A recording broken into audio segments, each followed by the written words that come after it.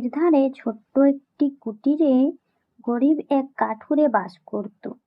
তার ছিল দুই মেয়ে, মণিমালা আর কাঞ্চনমালা।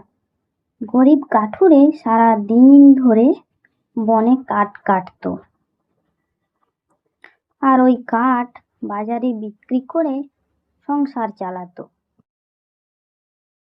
কাঠুরে এইভাবেই তার দুই মেয়েকে মানুষ করেছে। এখন তার দুই মেয়ে অনেক বড় হয়ে গেছে।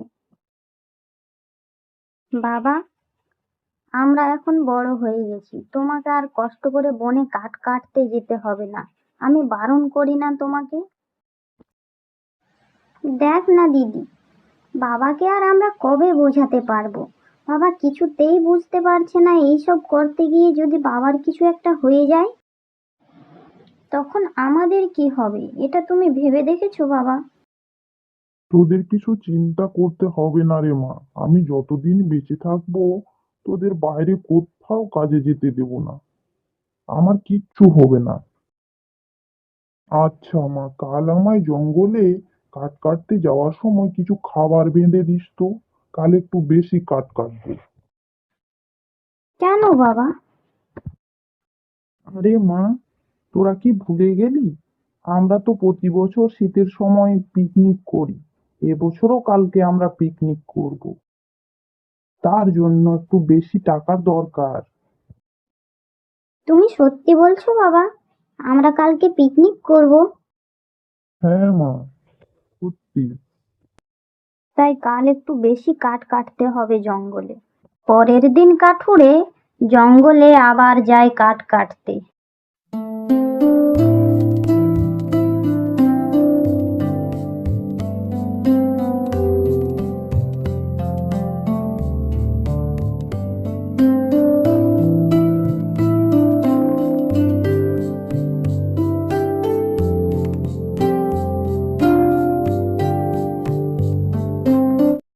জঙ্গলে গিয়ে সারা দিন ধরে অনেক কাঠ কাটে। সেই কাঠ বাজারে নিয়ে যায় বিক্রির জন্য। তারপর সেই টাকা দিয়ে কাঠুরে বাড়ির জন্য কিছু জিনিসপত্র কিনে নেয়। আর বাজার থেকে বাড়ি ফেরার সময় পিকনিকের জন্য একটি হাঁস কিনে নিয়ে আসে। বাড়িতে এসে মেয়েদেরকে ডাক দেয় সে একটি হাঁস নিয়ে এসেছে। কাঠুরের দুই মেয়ে হাঁস দেখে খুব খুশি হয়ে যায়। তারা কাল পিকনিকে এই হাঁসটা নিয়ে যাবে। পরের দিন ওরা তাদের বাড়ির পাশেই একটি গাছের নিচে পিকনিকের জন্য বসে যায়।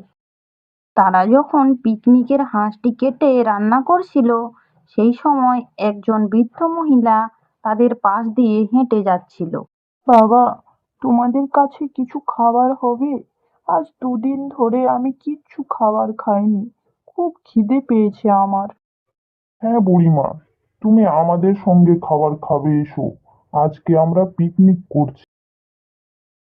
তারপর ওরা চারজন মিলে আনন্দ করে খাবার খেলো।